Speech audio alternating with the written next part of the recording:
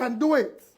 Well, the argument is that even if you win in 2027, you'll be forced or prevailed upon to hand over to the North after just one term in 2031, which will not be enough for you to fulfill these electoral, let me just make the point, these electoral promises.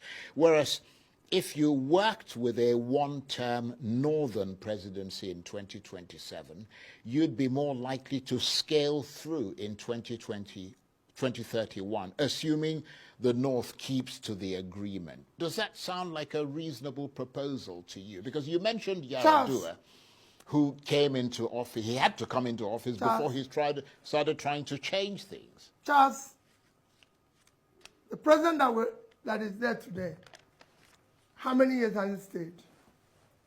2 years. And you could see where we are. Look at the turn of things in 2 years. That means that you can change things in 2 years. If I was there in 2 years, Charles, that you would have seen considerable change. In critical areas, I would have tackled corruption head-on. I would have reduced cost of governance. And you will see it. People will feel it. And those monies invested in critical areas. Our primary health care today, I told you, 70% are not functional. And we spent over 35 billion in conference center. Which conference? Who is coming for the conference? You need to invest your money properly. Just you have been seeing borrowed money invested in critical area. We, a country in Bangladesh with 148,000 square kilometers of land, is producing about 60 million metric tons of rice. And us, with over 6 times that size of land, cannot do 10% of that. Charles, there's room here. You talked about devaluation of Naira. There's nothing wrong in devaluation. I would have done something.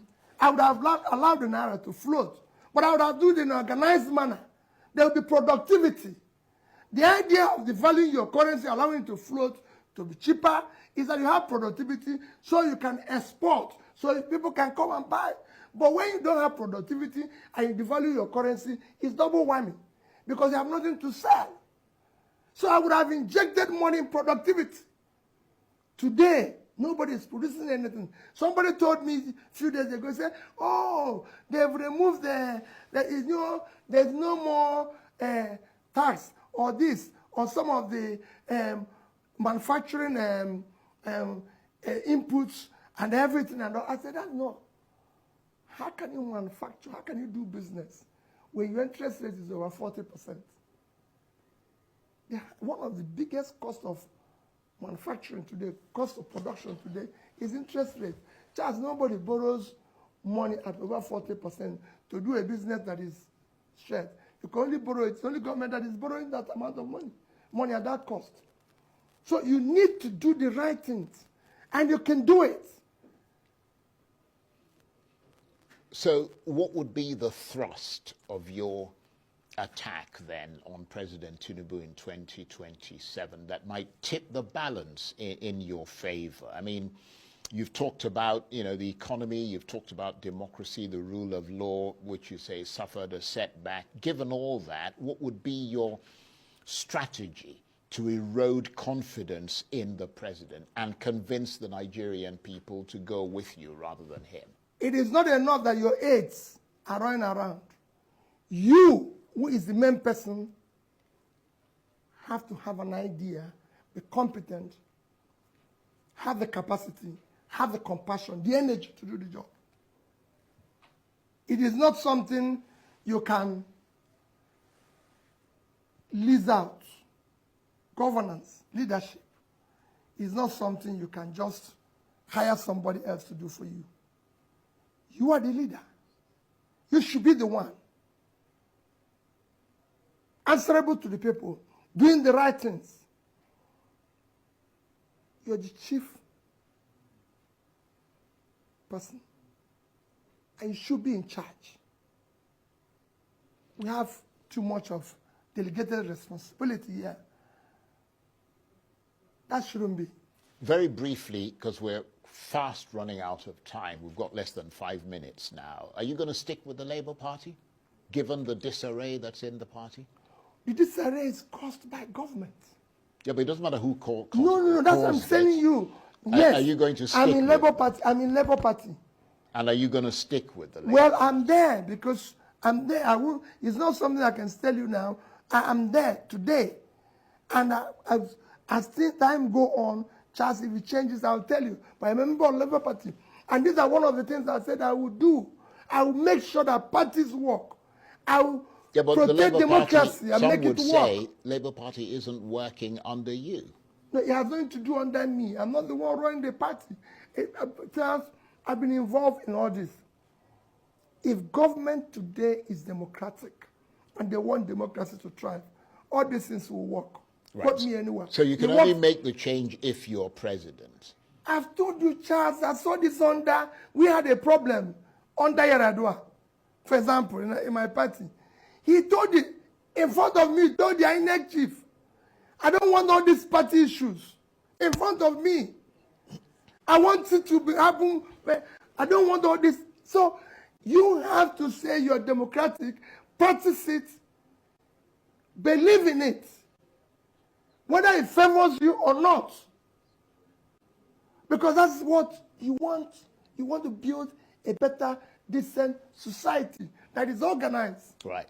Okay. We've got a couple of minutes left before we have to go, which is rather sad because I'm enjoying talking with you. Before we go,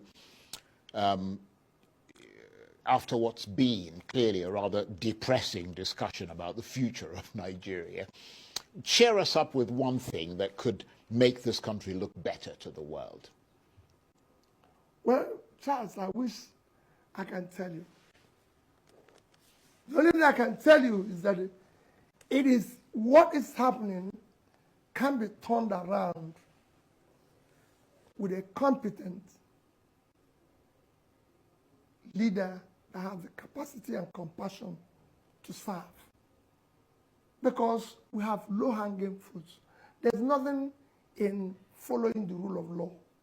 There's nothing in ensuring orderliness. There's nothing in fighting corruption. You know, people say it's difficult. It is not. If you are not involved, you reduce it by 50%.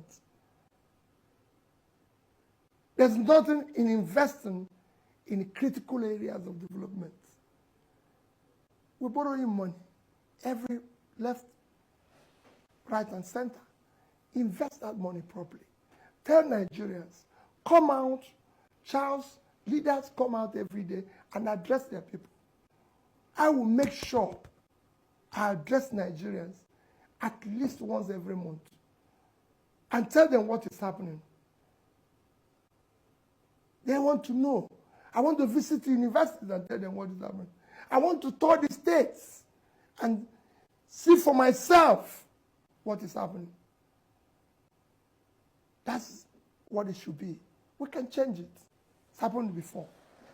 On that note, I want to thank you very much indeed, and we really appreciate the time you've taken to come and talk to us. Mr. Peter Obi is the presidential candidate of the Labour Party, or was the presidential candidate of the Labour Party in 2023. Thank you very much indeed. Thank you, Mr. Charles.